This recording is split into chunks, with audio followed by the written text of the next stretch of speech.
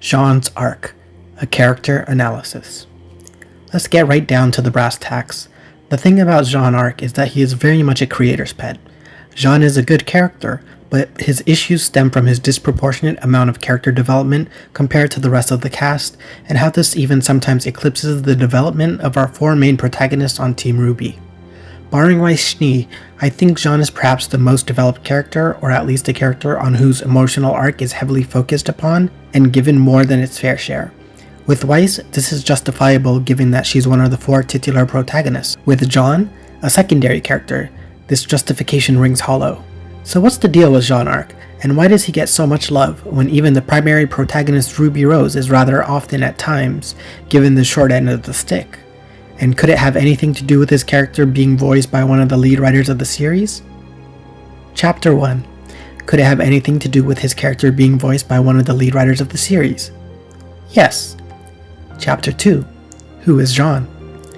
Jaune Arc is a deuteragonist of RWBY, the first friend RWBY makes and the leader of Team Juniper, which is also comprised of Nora Valkyrie, Pyrrha Nikos, and Lyren. He was introduced as Vomit Boy due to his introductory trait being that he gets queasy on moving vehicles, at least airborne ones, presumably not land-based ones since we see him ride a hoverbike with no problem in this clip from Volume 8. Sidebar, there will be spoilers up to the latest finale of Volume 8, so be warned. He quickly establishes himself as an important character, solidified into consistent screen time status with his friendship of the primary protagonist. He's sweet, charming, funny, and genuinely a good, nice, likable guy. You feel for him, you want to like him, and you do. He's reminiscent of a lot of us during our formative years in school. Socially awkward, nerdy, self-conscious, unsure of who we are, and what our place in the world is. We see ourselves reflected in Jaune, and we know he's trying his best, so that makes us relate to him and subsequently root for him. He is the everyman, the audience surrogate, the vehicle through which we learn a lot about the world he lives in, which he inexplicably doesn't seem to know about himself. Chapter 3. The Warning Signs. It isn't long, however, until the first sign that this train is going off the track appears. In the first volume, we have what many RWBY fans hereafter refer to as the fandom, unless I forget, refer to as the Jaune Arc. Some do so fondly, and for others it's derisive. For some reason, a secondary character like Jaune was given 4 back-to-back weekly episodes over the course of a month. For 4 weeks, instead of focusing on any of the actual main characters, focus and screen time was given to Jaune. During that month-long arc, Jaune had to deal with a generic bully storyline, as well as the toxic masculinity he was carrying regarding his inability to ask for help at the cost of his wounded ego and pride. Now this in itself is not a bad thing. I quite like what they did with Jaune, and how they fleshed him out. The revelation of his cheating his way into Beacon, and how he ultimately got over his prideful ways and learned to accept help from Pyrrha. On its own, in a vacuum, that was all good stuff, and a stellar exploration of, and fleshing out of, his character. The problem is that it took away screen time and thus time that could have been used for the character development of either RWBY, Weiss, Blake, and or Yang, and gave it to a secondary character like Jaune, not of Team RWBY, or even the rest of Team Juniper. Just Jaune. We had to sit through an entire arc dedicated to a character who wasn't any of the primary protagonists. So what, Mookies, you say? Big deal. It was just 4 episodes, 1 month. What's the problem? I can understand why 4 episodes on their own may seem like no big deal, but you must look at it through the contextual lens of the first volume. Volume 1 ran for a total of 16 episodes. For Jaune to take up 4 back-to-back episodes, that meant that our focus was on him for a quarter of the whole volume. 25% of the entire volume was dedicated only to him, and sidelined our 4 main protagonists for that to happen. When it's the first season of a show, and you focus on who isn't a protagonist to the detriment of the titular girls, that belies what fans expected of the show. Fans were likely sold on the 4 original trailers of Red, White, Black, and Yellow. Jaune was not featured in a trailer, and he is decidedly not one of the 4 primary protagonists. For him to take up a solid chunk, 1/4 of the introductory volume, was a portent of things to come and where the writer's priorities lay. Chapter 4. What role does Jaune play? Now ostensibly, beyond being the leader of Team Juniper, Jaune is the strategist, which I always found questionable. He has demonstrated an aptitude for strategy, but the thing is, that was only once. During Team Juniper's fight against the Deathstalker in Volume 1, Chapter 8, Players and Pieces, he was able to direct his teammates to the best of their abilities, noting how Ren's assault on the Deathstalker's tail had weakened it, and somehow communicating to Pyrrha through only using her name that she was meant to slice off the stinger using her shield, and then the much more believable communication of "Nora, nail it," conveying that Nora was, in fact, supposed to nail it. You have his shining achievements of strategitorial mastery, his absolute apex as a tactician, when he informs Teen Ranger throughout Volume 4 that they hit it harder and keep moving, go in a circle, being among his greatest hits. He also inexplicably thought it was a good idea to turn his shield scabbard into a sword, which would only make it heavier and more unwieldy. He's even been upstaged by Oscar in Volume 6 during the fight against Caroline Cordovan, when it was Oscar, not John, who pointed out the exposing of the missiles and how that could be used against Cordovan. Conversely, we see Ruby consistently demonstrate her cleverness and aptitude for quickly putting a coherent plan together. Weiss has even commented on Ruby's plan making as a consistent trait of hers. Within seconds of noticing the fighting style and weapons of her to-be teammates, she had devised a plan for taking out the Nevermore, a plan which was exceptionally successful, mind you. Another example of her cleverness is when she used the rocket-propelled lockers as a ride to get atop the airship Roman Torchwick had hijacked. This was very clever of her, and showed quick thinking on her part. Despite this, Ruby is never really considered a strategist on Jaune's level, and is even dumbed down in Volume 4, to the point she has trouble pronouncing the simplistic names of villages on their map. Jaune, despite having an objectively worse track record regarding plans, is inexplicably touted as an exceptional strategist, and the de facto tactician of Ruby. Jaune's role is meant to be supplementary, hence his designation as team leader of the supporting B team to Team Ruby's A team, Team Juniper. Yet in spite of this, as the show Ruby goes on, his role became more and more bloated with importance, and it felt very self-aggrandizing of the writers to do so, when one of them, admittedly skillfully, voices him. The problem stretches back to the very beginning, all the way in Volume 1 where Jaune's arc occluded the story's focus on the titular Team Ruby. Chapter 5. How the Jaune Arc detracted from Volume 1. How did the Jaune Arc actively detract from Volume 1, you ask? Allow me to take you back to the beginning. Let's examine what each member of Team Ruby did and how they grew during Volume 1.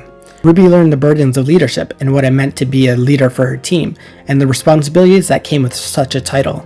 Weiss learned how to acknowledge her faults and actively work towards becoming a nicer, kinder person and better teammate. Blake had her arc with the White Fang and Roman Torchwick, and the revelation that she was a faunus all along. And Yang had... What did Yang have? What was Yang's arc in Volume 1? Can you think of any sort of character growth, change, or development she underwent? No? Neither can I, because it didn't exist. But it could have, if we hadn't spent a quarter of the first volume following Jaune's bullying and his character arc of learning to stand up for himself, and how and when to ask for help when he needs it, and dedicated that time instead to Yang. We could have had her undergo some development as well. Prioritizing the Jaune arc actively took away from and subsequently hurt the narrative of Volume 1, and ultimately didn't culminate in anything that impacts the series beyond Pyrrha training Jaune to be a better fighter. If you cut out parts 1 and 2 of Jaundice and Forever Fall, would the overall narrative change? Would it leave any sort of lasting impact on the story?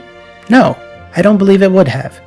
You're free to disagree, of course, but as I see it, Jaune's arc, centering and focusing around a secondary character, should not have been a priority to the detriment of Yang, a titular character and primary protagonist. Realistically, from a writer's perspective, what could have justified Jaune getting screen time and development over Yang? What would have fit into the overall scope of Volume 1 and made sense for the narrative regarding Jaune's prioritization? I don't see a logical reason from a writer's standpoint that justifies Yang having zero character development whatsoever in the first volume. Yes, I can understand that there's a need to be patient, and that there might not have been enough room for Yang this volume, and to wait until Volume 2 to see if she got any development there. That's precisely my point. If they hadn't given Jaune his arc in Volume 1, or at least pushed it back to Volume 2 instead of doing that to Yang, we would have had time for Yang to get a storyline just like the rest of her team did.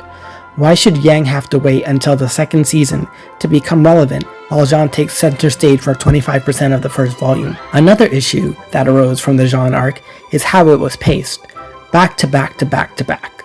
An entire month of Jaune, while everyone else fell by the wayside. What was Team Ruby up to during that time? We don't know. What was Team Juniper up to during that time? We don't know. We only know that Jaune was getting bullied and he didn't want Pyrrha's help at first. He never even faced any consequences like I expected him to, when the plot point regarding his cheating and sneaking his way into Beacon was introduced into the story. That was a nice twist, A fascinating revelation, and explains so much about how he didn't know the basics of being a huntsman since he didn't go to combat school. Though I maintain that it's incredibly odd for Jaune to not know anything about aura or the mechanics of their world, given that his father, his father's father, and his father's father's father were all great huntsmen and Jaune had a legacy and a lineage to live up to. I understand that Jaune was an audience surrogate, whose function was to introduce the way this world works to the audience, but given that his backstory regarding his family was established very early on in the story, as early as Volume 1, Chapter 2, The Shining Beacon, it ultimately falls apart the second you spend any amount of time scrutinizing the decision to make Jaune clueless about stuff his family absolutely would know about. But I digress. I thought for sure he'd get caught, or Professor Glinda Goodwitch would catch him, given that she didn't believe his transcripts, and suspected something was incongruent between them and Jaune's actual capabilities as a huntsman in training, given that he didn't actually go to combat school. I thought he'd have to prove his way into Beacon, and earn his spot after being kicked out or at least punished. But of course, Jaune faced absolutely zero consequences for his actions, as fascinating as that would have been. And that particular plot point was forgotten until Volume 8, where it was thankfully at least addressed and brought back into continuity again. While they did do a good job of resolving his arc and making it interesting, the fact that I found it interesting was never the core issue. It's the fact that 25% of Volume 1 was dedicated to Jaune, and it wasn't even spaced out or given to us every other episode or throughout the volume. It was consecutive for 4 weeks, all about a secondary character. Not even Team Ruby had story arcs that lasted 4 back-to-back episodes for the rest of the 12 episodes that weren't parts 1 and 2 of Jaundice and Forever Fall. At most, each arc has 2 episodes, hence the consistent theme of each episode being a 2-parter. What about Jaune was so different, so necessary, that the writers felt the need to ostensibly offer us 2 separate 2-parter arcs, that functionally were just one long 4-part arc? Why was he given so much focus and attention in a way that the leading ladies of the show were not? And why couldn't his arc have been relegated to Volume 2? What made it absolutely vital for Jaune to have that generic bullying story arc right then in Volume 1? What was so important about it? We've already established that if you cut out the Jaune arc from the first volume, nothing of importance changes. So why did it have to be included in Volume 1 instead of pushed back to Volume 2? Chapter 6. It gets worse. Of course, the prioritization of Jaune didn't end its reign of terror by Volume 1's end. Volume 2 saw its fair share of Jaune problems, namely Jaune's inability to take no for an answer, the narrative framing Weiss as an icy, frigid bitch for turning down Jaune, and thereby eliciting sympathy for him. The members of Team Ruby supporting and prioritizing Jaune's romantic feelings for Weiss instead of validating their teammates' agency and ability to deny suitors to whom she feels no romantic interest, and the prioritization of Jaune's feelings over everyone else's, including those of the girl he's interested in. Let's examine these one by one. First is Jaune's inability to acknowledge that the word no means something, specifically that it means no. We've seen multiple times through volumes 1 and 2 that Jaune doggedly pursues Weiss despite her consistently declining his advances. He continues to do so even though Weiss is very visibly physically uncomfortable. Yet Jaune remains insistent in his desires to the point Weiss expresses exasperation. Why does the narrative frame Jaune's romantic interest in Weiss as something the audience should root for, despite Weiss's repeated rebuking of his advances? Why does the story have the character side with Jaune and validate his behavior that should not be encouraged? For Jaune to pursue Weiss despite her consistently declining him would lend an almost predatory, entitled feeling of deservedness. He deserves Weiss. It doesn't matter what she thinks or what she wants. Her feelings and the agency aren't factors in this equation. As long as Jaune wants something, Jaune gets something, except for what no means. Not only that, but the narrative condemns Weiss for rebuking him. It's not enough that Jaune pursues her beyond her protests. The story has to also frame Weiss as a frigid bitch, an ice queen for not giving Jaune a chance despite not being attracted to him.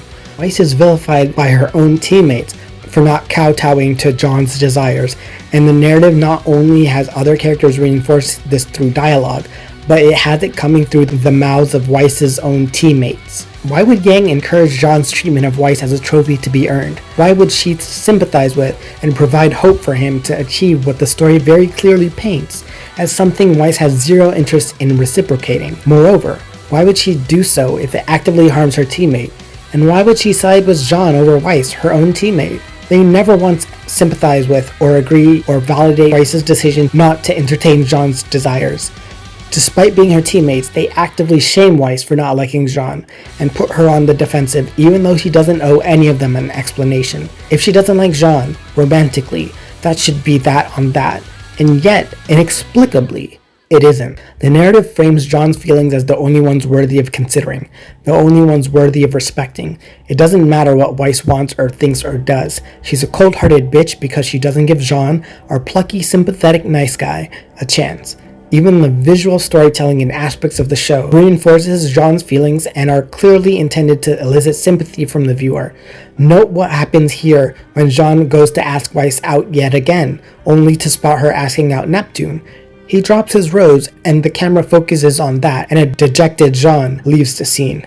The cinematography of that scene, the shot composition that lingers on the dropped rose, is framed very specifically and intentionally, and tacitly implores the viewer to feel bad for Jaune, to empathize with him, despite showing us that Weiss has repeatedly shot Jaune down. Why is the visual narrative sympathizing with Jaune when we know the outcome? Why is it treated like we should feel bad for Jaune and never Weiss?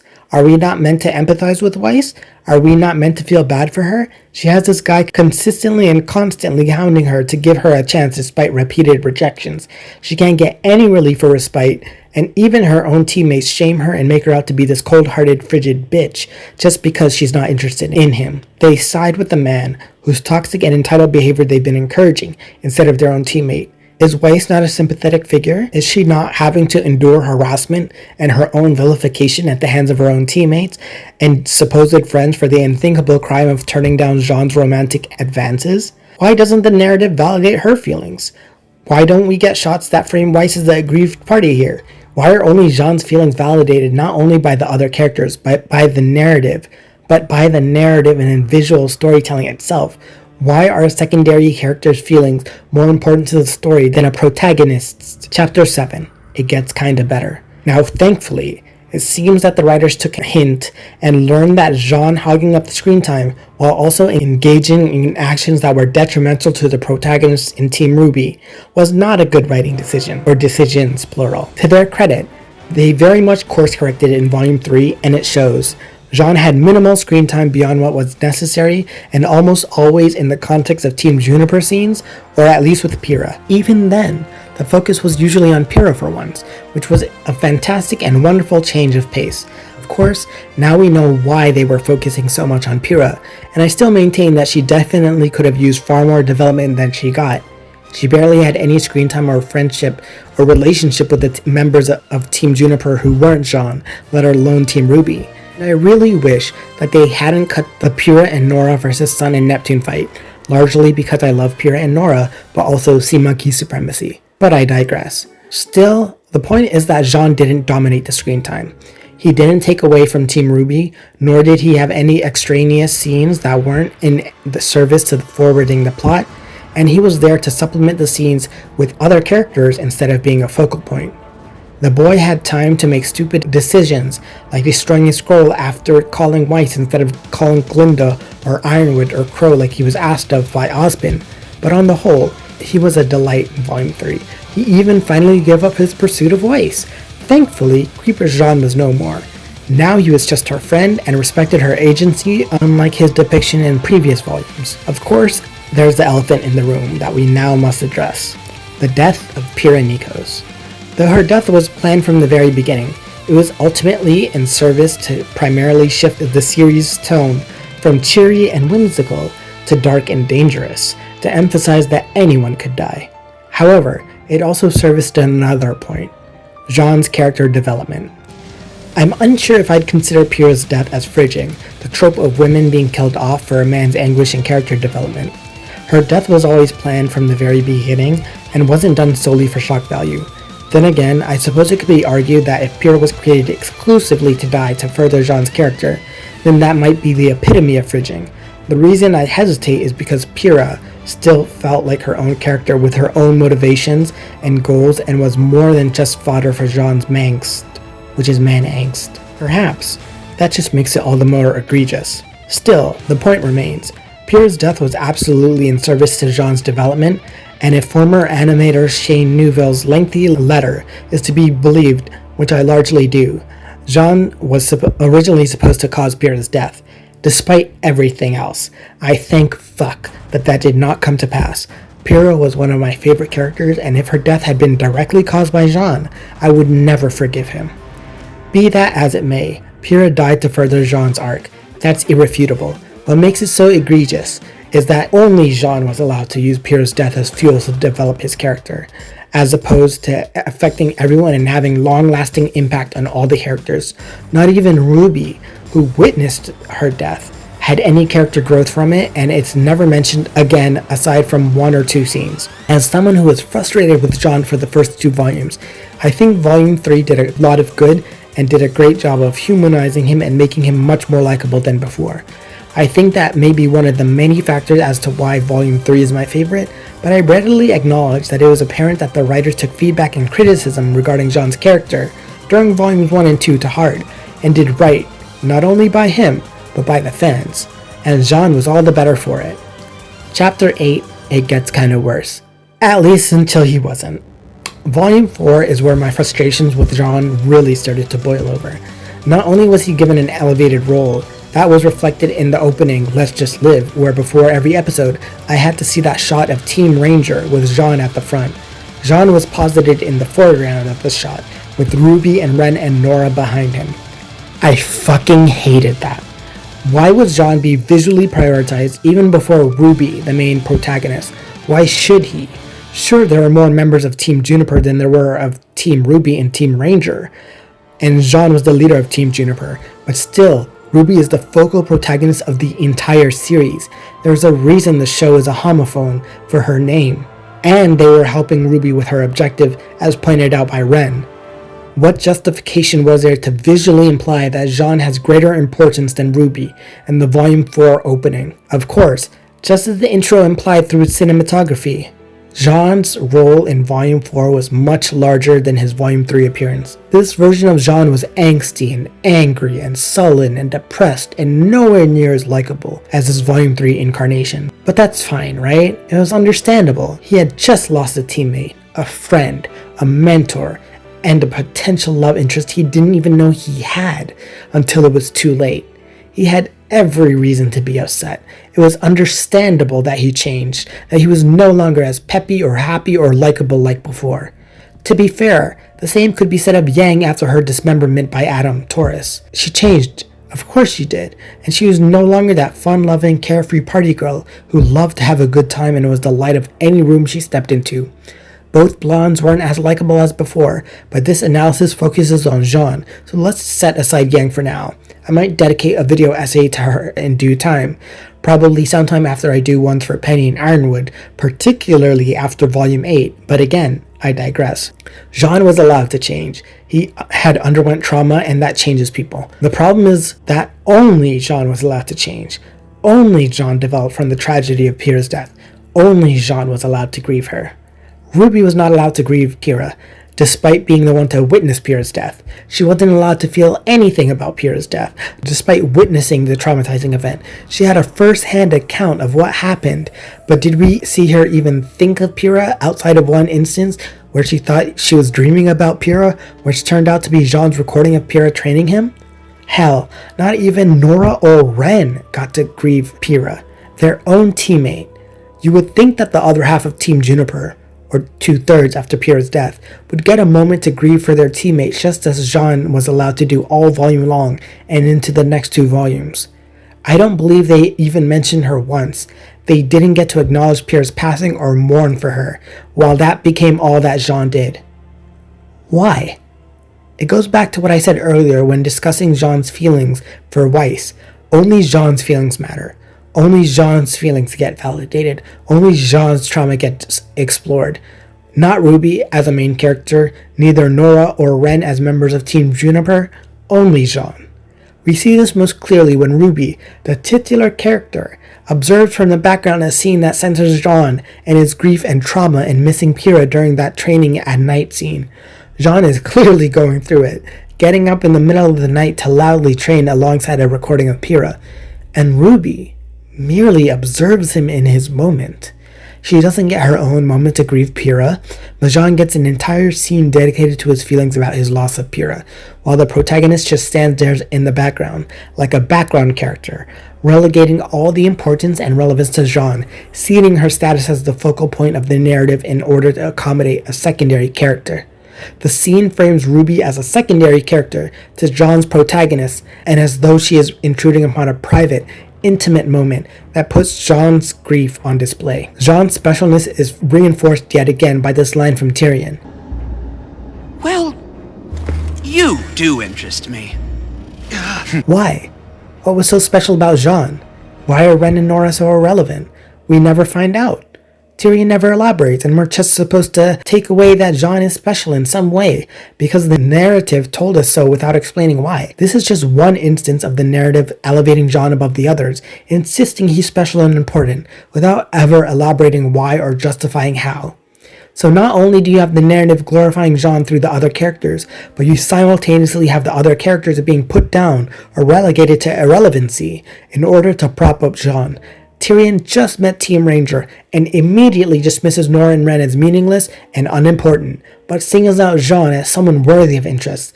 Why did Ren and Nora have to be put down to make Jaune more intriguing? Why is Jaune the only one who gets to have an adverse reaction when he learns the truth about the maidens and the relics? Why don't Ren or Nora or Ruby get to stomp off and act petulant and moody and sullen the way Jaune does? The most Ruby gets upset about is the fact that her uncle didn't travel with them, as opposed to the life-changing news they just received that shattered their perception of the world and how it works. It's almost like only Jaune is allowed to have a visceral reaction to learning that everything he knows is a lie, and that he knew nothing at all. He also gets to act like an asshole to Crow, making some snarky remark here. Well, you are just a real bundle of help, aren't you? As though he hadn't just looked on as Ruby was about to be killed by Tyrion, and just closed his eyes and turned his head away, despite ostensibly being tired of losing everything. I'm just tired of losing everything. You were just a real bundle of help there too, weren't you, Jaune? Why does Jaune get to lash out? Why does he get to feel? Why does he get to act like an asshole and is just excused? Or rather, why doesn't everyone else get to feel? It's not that Jaune can't have feelings. He should. He does. It's the fact that his are prioritized and everyone else's falls by the wayside. The most likable Jaune was in Volume 4 was when he reassured Ruby when she began to doubt herself and her leadership. For once, Ruby wasn't the mouthpiece spouting off hollow, meaningless, inspirational sayings and being an implacable beacon of hope. She was allowed to despair, to feel hopeless, to be vulnerable. Jaune really stepped up here and reassured her, functioning in a role that helped supplement Ruby's character, acting in service to the main protagonist and helping her develop. When Jaune is allowed to be a secondary character instead of the de facto primary protagonist, he has his best moments and proves to be the most likable. When he is allowed to act in service to a protagonist, he really shines. We saw it when Volume 3 elevated Pyrrha's role to a pivotal one for the volume, and Jaune was there to supplement her scenes, and unsurprisingly, he was at his best. So why do the writers insist on discarding the role he was originally conceived as and intended to be, and instead prioritize him as a primary character over even the titular protagonist? But surely, Jaune gets better in Volume 5, right? Chapter 9. Surely Jaune gets better in Volume 5, right? You'd think, huh? You should know better by now. But no, now more than ever, it's obvious that Jaune is something of a creator's pet, a pet project of the writers. This is at its most blatant, its most transparent, during the Battle of Haven. He goes on a little diatribe at Cinder, ranting understandably so about how wicked and twisted she is. But why is the focus on Jaune this scene? While it's understandable that he'd want to hold Cinder accountable, none of the other characters really talk to Cinder. Not Nora, not Ren, and barely Ruby. Cinder is the main antagonist to Ruby's main protagonist. She's one of the main villains of the series. But instead it's Jaune who engages with Cinder, despite Cinder's entire motivation being to get revenge on Ruby for defeating and disfiguring her at the end of Volume 3. Is the girl with him? Why would she set aside her grudge with Ruby, her entire motivation, the reason she trained so hard against those Grimm while mastering her maiden powers, if only to ignore Ruby, quite literally walking past her while engaging with Jaune and taunting and toying with him? Why is Jaune's trauma and revenge prioritized, even over Cinder's, given she's the main antagonist and the dragon to Salem's big bad, to reference some tropes? Why do Nora and Ren not get to react at all to confronting the murderer of their teammate Pyrrha? Ruby witnessed the murder and is the main motivating factor in Cinder's revenge plan, yet she's dismissed in favor of a nobody like Jaune. Someone who Cinder actively considers irrelevant, to the point of mockingly questioning who he is. Why would Cinder actively ignore Ruby in order to focus on Jaune? Moreover, in the same episode, Weiss is almost killed because of Jaune. Yes, I'm well aware as a viewer she was never in any real danger. They're not liable to kill off one of their 4 main characters whose name is in the title of the show. But in universe, a primary protagonist like Weiss was nearly killed in order to further Jaune's man pain, his angst. She was nearly fridged in order to give Jaune something to cry about, to further his character and ultimately unlock his semblance. In what world does it make narrative sense to sacrifice a titular character, not even for a primary character's development, but for the sake of a secondary character's progression? If anything, it should be the other way around. Jaune even mentions this, saying he's willing to die if it'll buy them some time, yet the narrative actively harms the main character in order to cater to the angst of Jaune.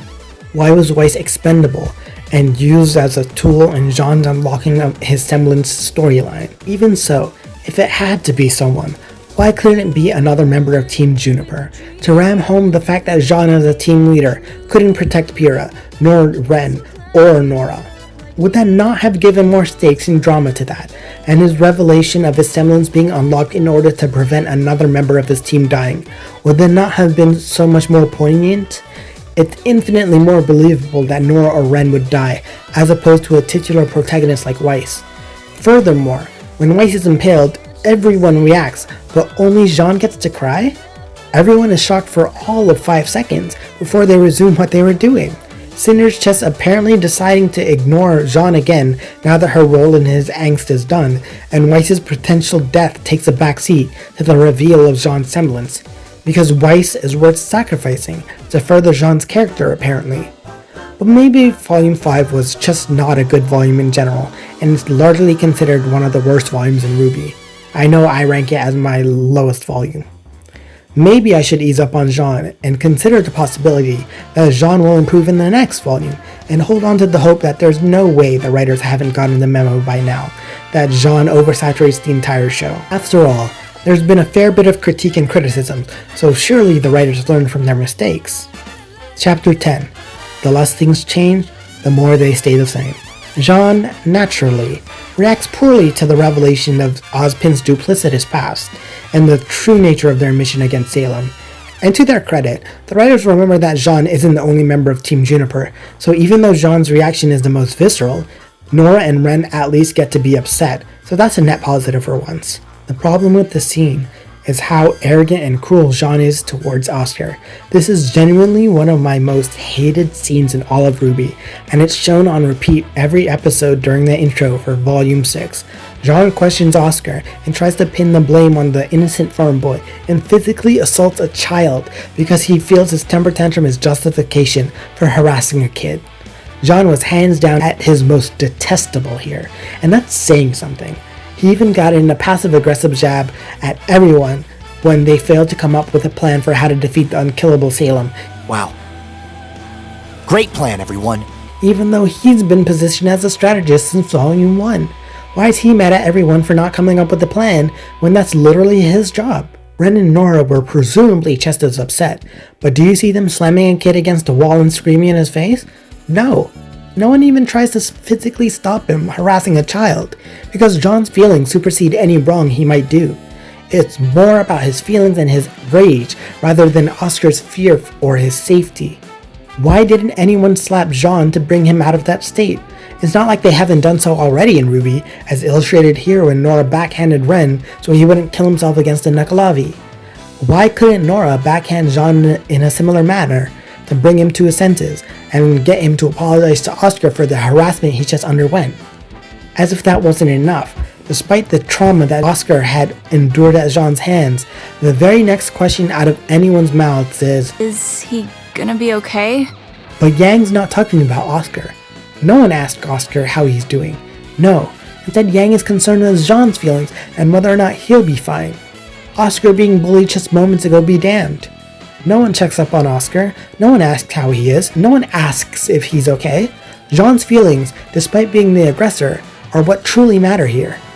Oscar literally runs away because of Jaune's bullying of a child, and instead of dedicating any time to showing a scared and alone Oscar dealing with what he just experienced, the next time we see him, he underwent some off-screen character growth and went shopping to update his look. But while that's happening, Jaune, despite his terrible actions, is given even more importance by the narrative.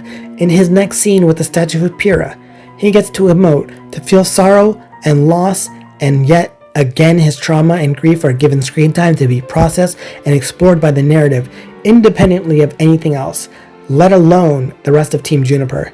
He has this meaningful conversation with the mysterious red-haired woman, whom I believe to be Pierre's mother, and afterwards when he tries, for once, to apologize for his mistakes and actually own up to his faults and take responsibility, the narrative instead undercuts that by having Ren tell him, Jaune, this has to stop. You're not being fair to yourself. We love you, just like we loved Pyrrha. We're teammates. Family.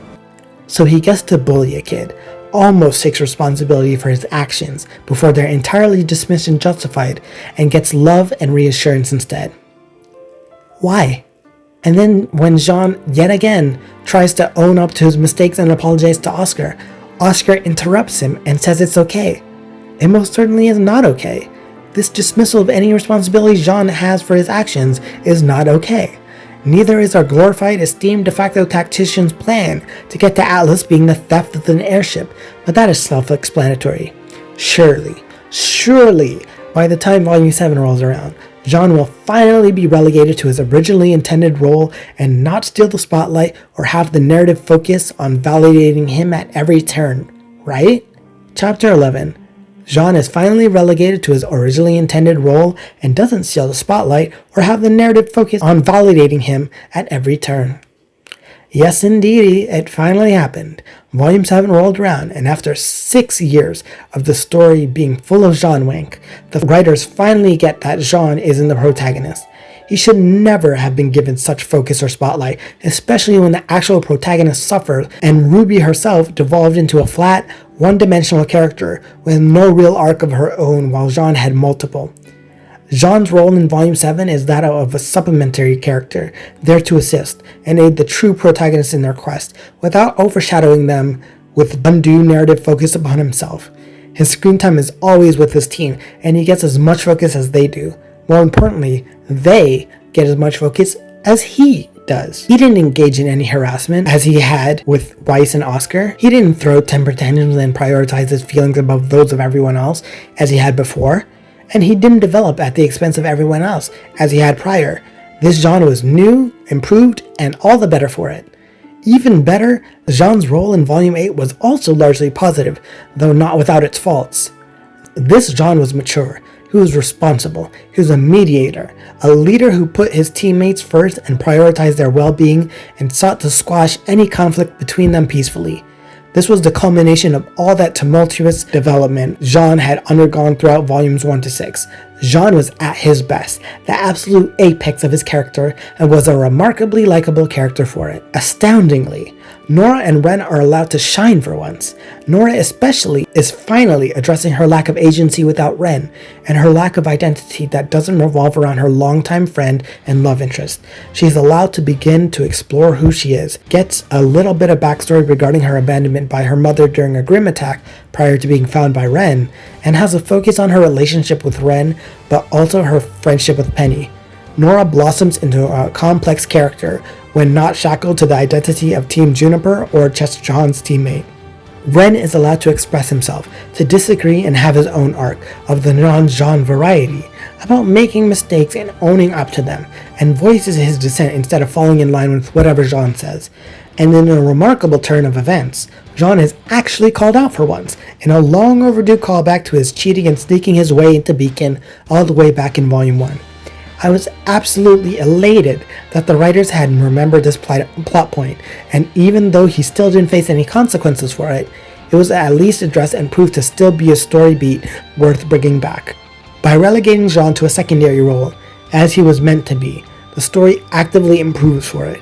The story is better because Jaune isn't taking up screen time with his man pain and angst, with his temper tantrums and explosive outbursts, with his self-centeredness and indifference to everyone else's well-being. He even got more screen time in Volume 8 and was the leader of his faction with Ren, Yang, and Oscar. He's shown to care for Oscar, and whereas before he harassed and demeaned the boy, now his relationship is so protective of Oscar as though he's Jaune's little brother.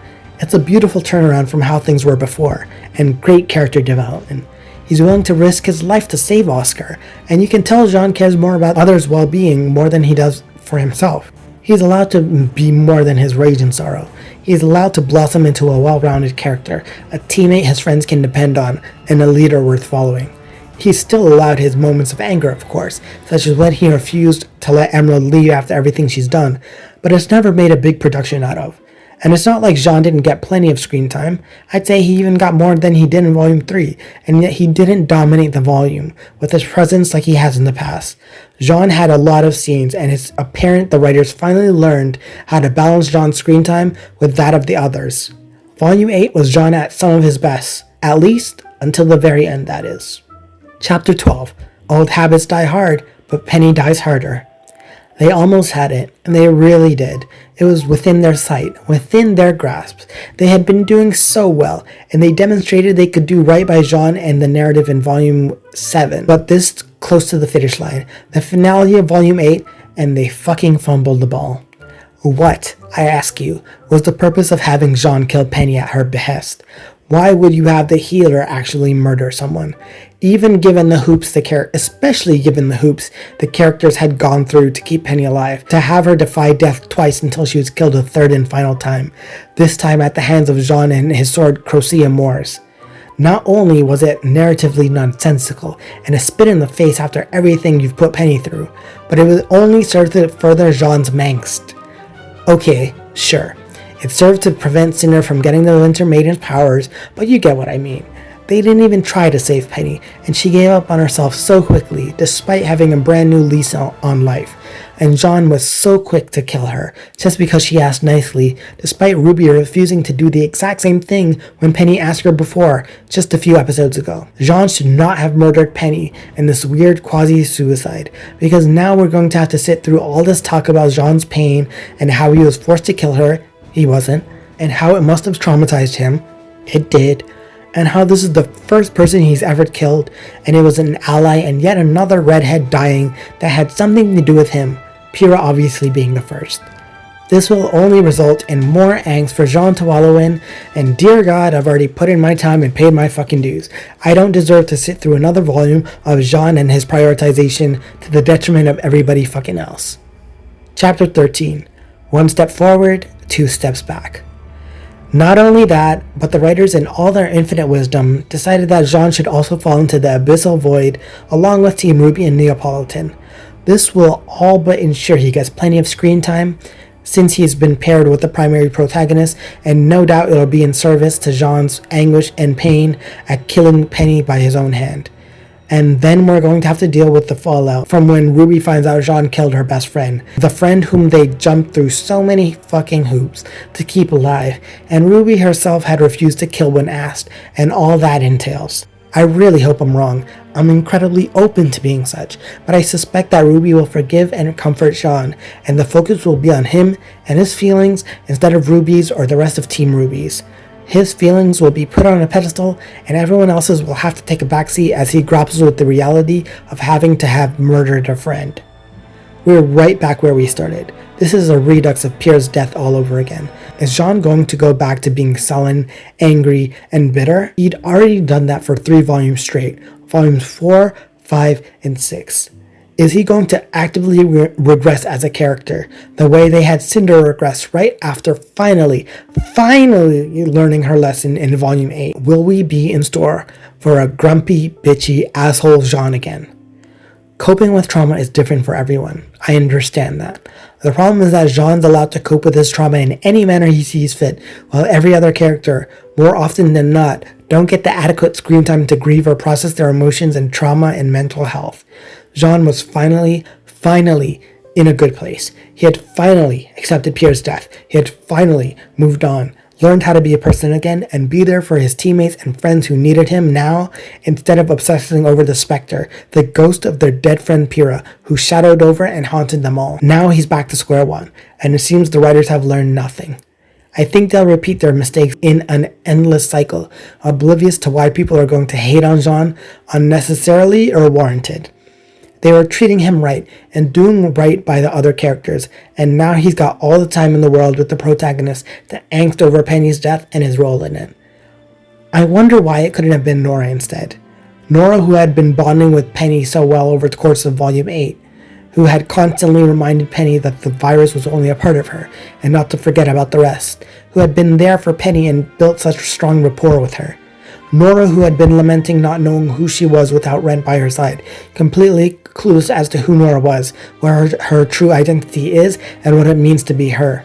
Nora, who would have benefited from falling into the void in place of Jaune, thereby ensuring she gets tons of screen time with the leads in Team Ruby, and subsequently lots of time to develop her character and cultivate that identity, thereby acting as the culmination of her arc of self-expression and exploration and independence, something she sorely needed since Volume 1, given that her only 2 songs throughout the soundtracks for Volumes 1, 2, 3, 4, 5, 6, and 7 were 2 love songs focusing on her love for Ren.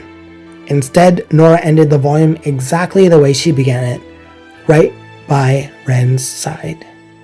Rather than Nora getting all that much needed character development, it will all go to Jaune, who absolutely doesn't need it, and has had his character fleshed out extensively through the course of the first 6 volumes. How does this make any sense?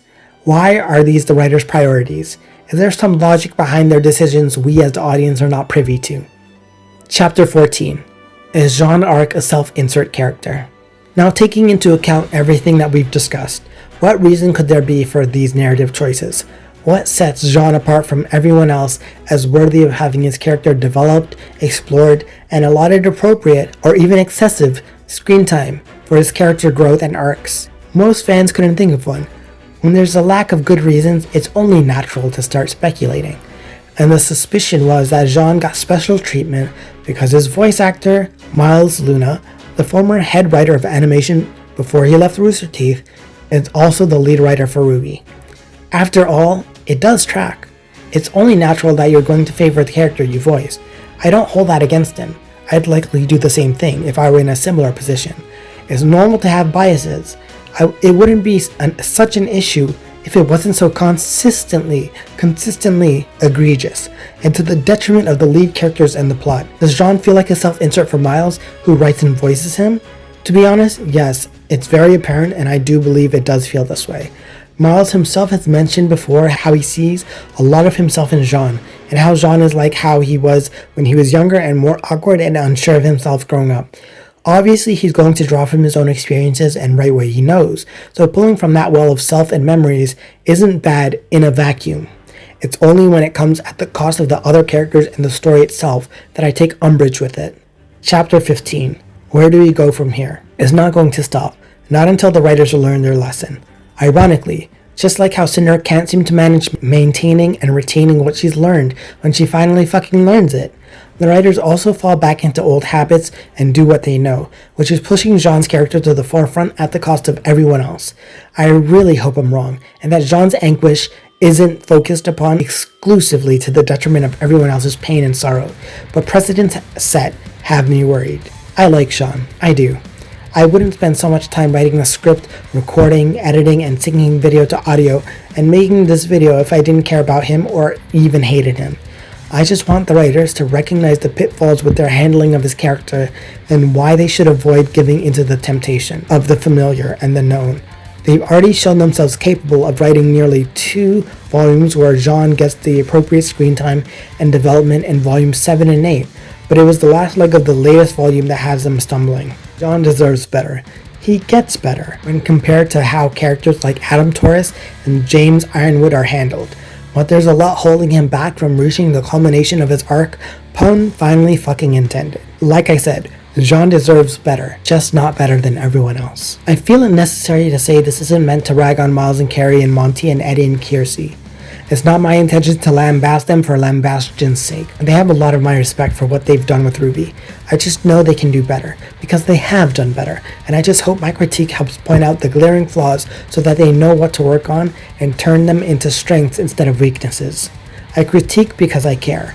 Ruby is my favorite show ever, and I want it to be the best it can be. I'm just doing my part to help make that happen. Also, I just really like making analyses and talking about it, so clearly I need to have an outlet for that. I may poke fun at them here and there, but let's remember it's because of them we have Ruby in the first place.